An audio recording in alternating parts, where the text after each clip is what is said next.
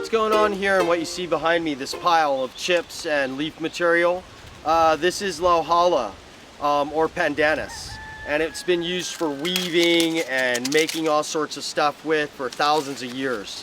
But it also, the wood of it is very fibrous, like a palm tree. And so for me, it's one of those what we call sort of a precursor tree in a sense, as to it breaks down really fast.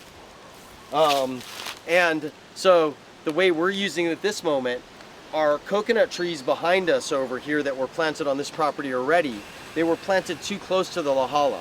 So we trimmed some of this off. And while we don't have any water in our taro patches, we actually put all the green mass on the bottom of it, and then we chipped all of the hard pieces onto the top of it. This pile with a sprinkler on it, in a couple days it'll be smoking.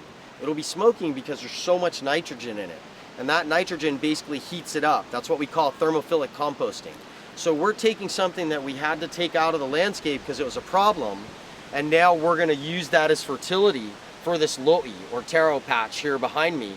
We're gonna feed all of this material basically to earthworms. It's gonna start out as a hot pile, but then we'll keep a sprinkler on it and we'll bust it apart and we'll throw worms inside of it. Those earthworms will eat it into super soil. And then we're gonna grow just beautiful taro. We'll show you down the road.